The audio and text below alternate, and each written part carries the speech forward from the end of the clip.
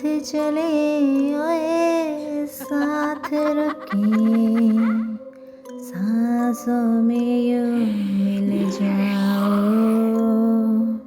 पूछ लो ख्यालों से बादलों की शालों से, ख्वाहिशों से सपनों से, पूछो गैरों या अपनों से, तुम मेरे हो, बस मेरे मेरे हो।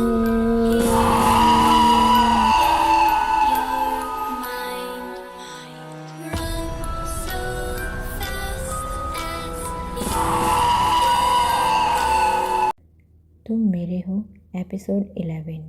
अब तक हमने देखा एकांश और नील सुजन सिंह जी के घर से अचानक जल्दी में आ गए थे और एकांश ने खुद को कमरे में बंद कर लिया था।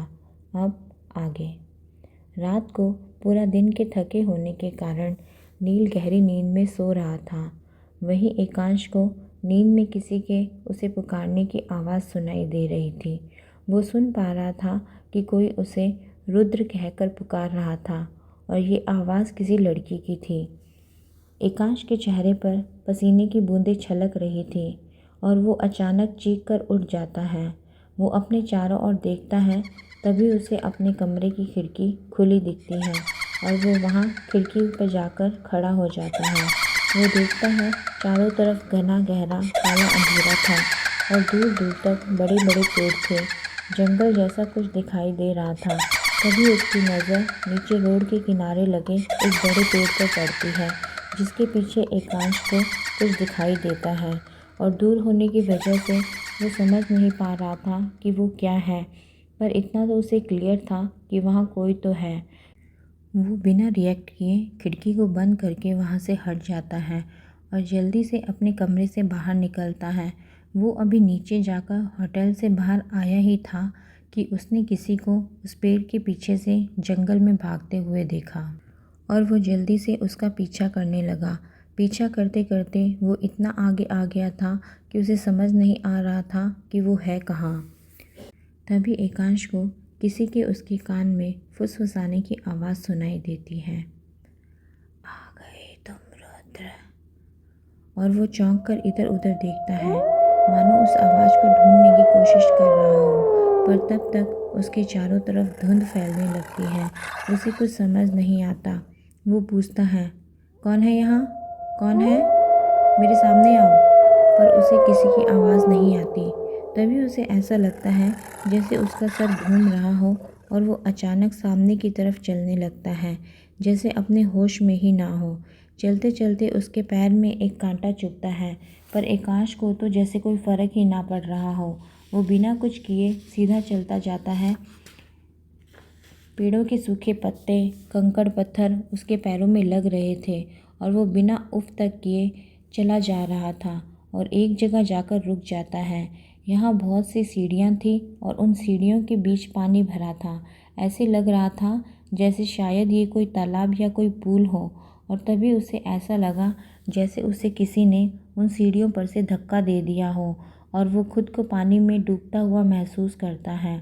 उसका गला घुट रहा था, उसे सांस नहीं आ रही थी। वो चिल्लाने की कोशिश कर रहा था, पर उसके गले से आवाज़ नहीं निकल रही थी और फिर एकांश एक झटके में नींद से जाग जाता है। वो बुरे तरीके से हाँफ रहा था और ये उसका सपना था जो वो नींद में देख रहा था। वो कमरे में रखी टेबल पर रखा पानी पीने के लिए उठता है, पर उसे अपने पैरों में तेज़ दर्द महसूस होता है और वो फिर से बेड पर बैठ जाता है। वो अपने पैरों की तरफ देखता है जिनमें काफ़ी कट्स और चोटें लगी थी। एकांश ये सब देख के कहता है, ये कैसे हो सकता है, ये सब तो मेरा सपना था ना, फिर ये चोट मुझे कैसे लग सकती है। एकांश जो कुछ भी उसके साथ हुआ था उसके बारे में सोच ही रहा था कि उसकी नज़र घड़ी की तरफ जाती है जिसमें सुबह के 5 बजे थे। तभी उसका फ़ोन बजता है और ये फ़ोन एकांश के बाबा का था। वो उसे बताते हैं कि कि उसकी माँ की तबीयत अचानक ख़राब हो गई है। वो जल्द से जल्द मनाली पहुँचे। एकांश सब कुछ नज़रअंदाज करके नील को उठाता है और उसे सब बताता है, साथ ही उसे तैयार होने के लिए कहता है। एकांश और नील जल्दी में होटल से निकलते हैं और रास्ते में अर्नव को इन्फॉर्म करने के लिए हवेली पर रुकते हैं, जहां अर्नव एकांश को ऐसे लंगड़ा कर चलता हुआ देख के हल्का सा मुस्कुराता है और उसके सामने जाकर कहता है, खमा घड़ी हुकुम, आप कुछ ठीक नहीं लग रहे हैं और आप ये इस तरह क्यों चल रहे हैं। एकांश उसकी बातों पर ज़्यादा ध्यान ना देते हुए उससे कहता है, ये सब छोड़ो तुम, हम लोग मनाली के लिए निकल रहे हैं, तुम यहाँ का काम देख लेना। अर्नव हड़बड़ाकर कहता है, आप ऐसे कैसे जा सकते हैं, यहाँ आपकी ज़रूरत है, आप ऐसे नहीं जा सकते। मतलब? एकांश उससे पूछता है। अर्नव खुद को संभालते हुए कहता है, हुकुम, मेरा मतलब है कि अभी अभी तो यहाँ पर ठीक से काम होना शुरू हुआ है और आपके आने के बाद ही तो यहाँ मिलने वाली लाशों का सिलसिला रुका है, फिर आप ऐसे कैसे अचानक क्यों जा रहे हैं। अर्नव ये सब इतना ज़ोर से बोल रहा था कि जैसे वो किसी को सुना कर बोल रहा हो। एकांश उसे अपने जाने का कारण बताता है और वहाँ से चलने लगता है। तभी एक मज़दूर जिसने अर्नव की बातें सुन ली थी बोलता है, हुकुम सा, अर्नव बिल्कुल ठीक बोले हैं, जब से थे यहाँ आए हो यहाँ का डर थोड़ा कम हुआ है और हम लोग अठे काम कर पा रहे हैं, और अगर थे अठे से जा रहे हो तो हम लोग भी अठे काम ना करेंगे। एकांश गुस्से में कहता है, व्हाट द, फिर कुछ सोचकर कहता है, आप लोग अपना काम करते हैं, मैं अपना काम करता हूँ, और मेरे यहाँ होने ना होने से आपके काम पर क्या फ़र्क पड़ता है। देखिए, मेरी माँ को मेरी ज़रूरत है और मुझे जाना ही होगा। मैं जितना जल्दी हो सके वापस आने की कोशिश करूँगा। सभी मज़दूर एक साथ आते हुए कहते हैं, ना हुकुम, यदि थे अठे नहीं तो अठे काम भी नहीं होगा। यह देखकर एकांश को और ज़्यादा गुस्सा आता है और वो कुछ बोलने को ही होता है कि नील उसके कंधे पर हाथ रखकर उसे चुप रहने का इशारा करके खुद कहता है, अच्छा, तो फिर अगर मैं यहाँ रुक जाऊँ तब तो आप लोग काम करेंगे। सभी मज़दूर एक साथ हाँ बोलते हैं और वो पहला आदमी कहता है, छोटे हुकुम, हम आप लोगों को तकलीफ़ ना देना चाहते, बस थे लोगों में से कोई यहाँ होगा तो हम लोगों में सुरक्षा का एहसास बना रहेगा, फिर चाहे आप रुको या बड़े हुकुम। इतना कहकर वो लोग फिर से अपना काम करने में लग जाते हैं।